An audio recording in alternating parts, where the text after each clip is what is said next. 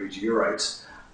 It's a technical thing. Just have to make sure we're dotting all our I's and crossing all our T's here, okay? All right, so having said that, you have the right to remain silent. Anything you say or do can and will be held against you in court of law. You have the right to speak to an attorney. If you cannot afford an attorney, one will be appointed for you. You understand each of these rights that they have been read to you? Yes. Do you believe in any of this supernatural stuff? I mean, it says here, I think there's a note saying that you really aren't really kind of sort of nonplussed about the whole thing. No, I don't believe in all this stuff. Talk to me. Your best recollection. What happened? I can't exactly remember what happened. The last moment that I recall was, I believe, in the master bedroom. We were all going back and forth, and Grant was the one who wanted to go call the police, and I remember we were all kind of going back and forth about that, and yeah, the next thing I remember is just hearing Escobar or somebody scream from the living room. You don't recall a thing. You're saying there's just bits and pieces, just images and stuff. You don't recall specifically what happened at all. No. That's leading up to that. Yes, no, I don't, honestly, sir. You're telling me you don't remember anything either? Are you trying to say that you're going to join the rest of this gang of this group, this circle of people that they're claiming they don't remember anything leading up to the event that happened? Yes, I'm going to say that. I'm covered in blood. I mean, obviously something tragic happened. If you will look at all the material that is on we're this looking tape, at it. you will understand that this home is responsible for the actions that you see here on this videotape. Look, this whole investigation was incredibly stressful. All right, from the moment we got in that house, stuff was happening, okay? And I think that just kind of got the better of a lot of us.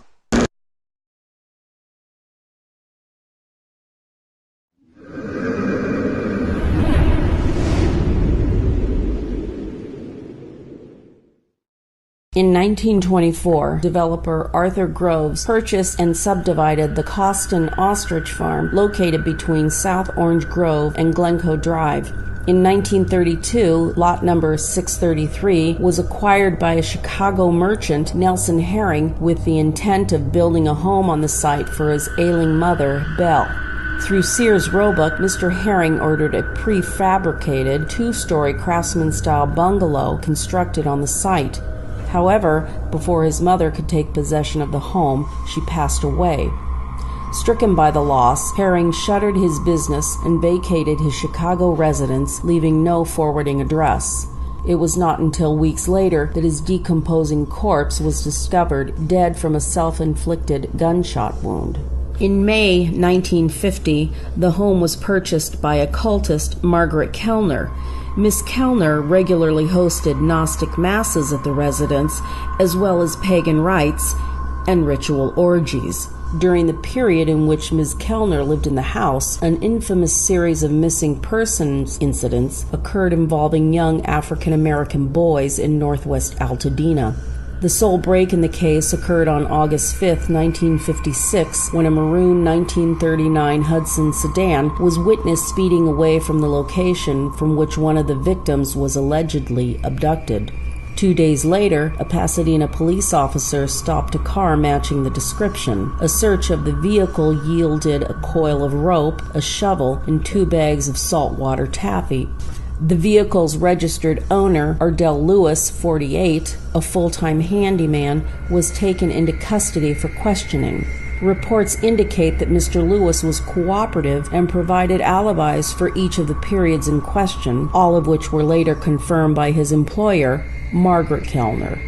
Though Mr. Lewis remained a person of interest, no charges were filed. 5 days later, on August 12th, Lewis was killed by a hit-and-run driver as he was crossing Lincoln Boulevard in Pasadena. It should be noted that there were no further reports of missing children subsequent to the death of Mr. Lewis and his employer's abrupt departure. The house stood vacant until June 12, 1966, when it was purchased at auction by Arthur Blaylock, a building inspector for the city of Glendale, his wife Dorothea, and their daughter Elizabeth Marie. On February 19, 1977, Elizabeth, then 13 years old, was the victim of an accidental drowning while taking a bath. According to the police report, this occurred in the master bathroom. Within days of the tragedy, paranormal phenomena began occurring. Despite her Protestant upbringing, Mrs. Blaylock sought the assistance of a local Catholic priest, Father Henry Sloan. Father Sloan visited the house and, after witnessing several incidents of paranormal activity, referred Mrs. Blaylock to the Stanford Research Institute for further assistance.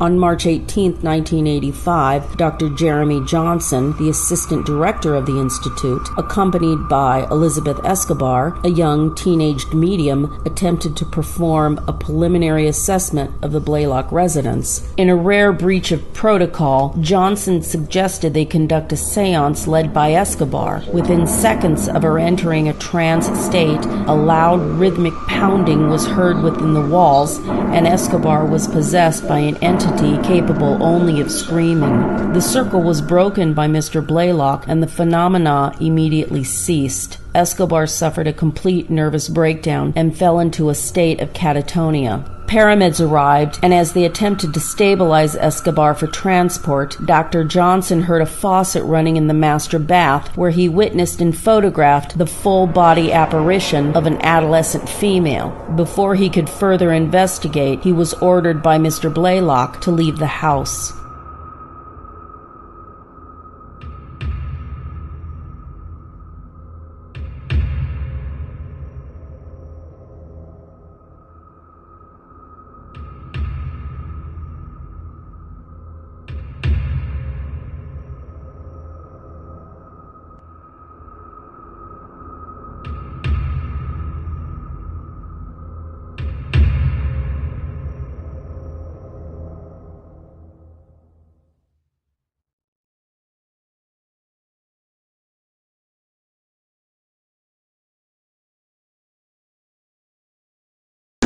All right, we're live, folks. Okay, we are live. We are live.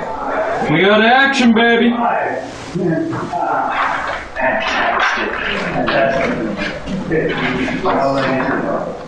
Testing, testing, 1, 2, 3. Testing, testing, 1, 2, 3. Roger. No, it's Emil. I'm just helping out Hardy because he didn't hear, and I'm just helping out a little bit.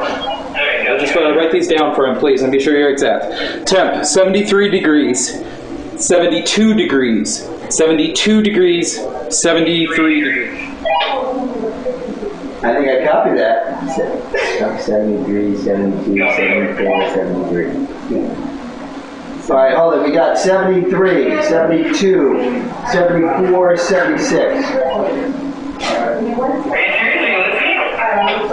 No, I think we're goofing with you, man. Hey, I get it to joke to you. Please take it a little more seriously, all All right? right, man. You're right. You're right. You're right. You're right.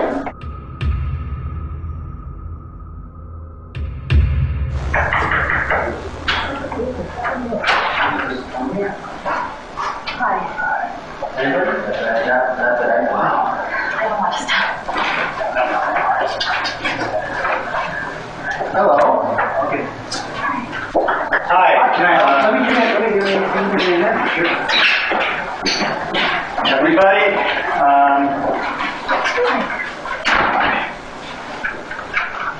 hello.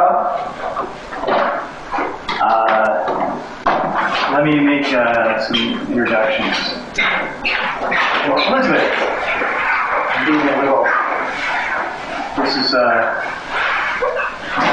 Emil Grant, and I'm pronouncing your name correct. Emil Grant. Hi. Nice to meet you. Elizabeth, one with Caltrans. Elizabeth, nice to meet you. Nice to meet you. Come on out. Hey there. Hi. Great. Hi, Elizabeth. Elizabeth, nice to meet you. Yeah, I've read so much about you. Why don't you introduce yourself? Sorry. Yeah. Do you have readings yet on the room? No, I was introducing myself. Okay, I just just a sec. need to make that. Thanks. No, it's very nice to meet you. I'll be running into you, I'm sure. Great. Yeah, no. 677. Are you sure? Yeah. You know, if you feel real energetic, you got a lot of stuff there needs to be put away, the cabinets. Oh, okay, yeah. Give the pest the busy work. I got it, Captain. Sorry I'm late. No problem. Wow. Yeah. Seems a lot smaller than I remember.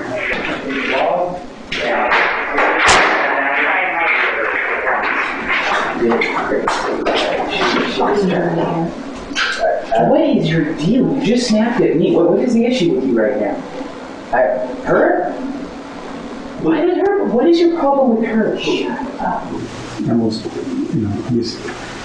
he's here because Caltrans technically owns the house at this point. Blaylock is gone. He's out of the picture. Finally, after years of pain in the ass. You look good. Thanks. Nice to meet you. Thank you.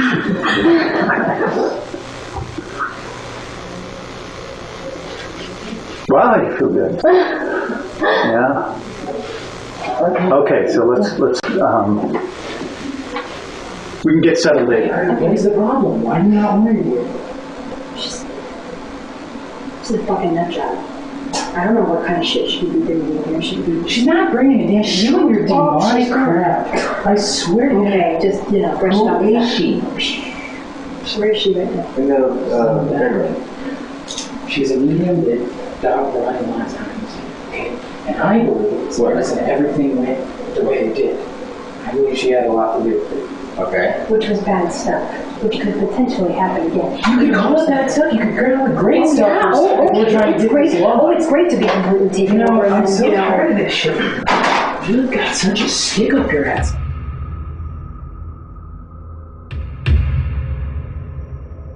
In the master bedroom and elevated EMF levels.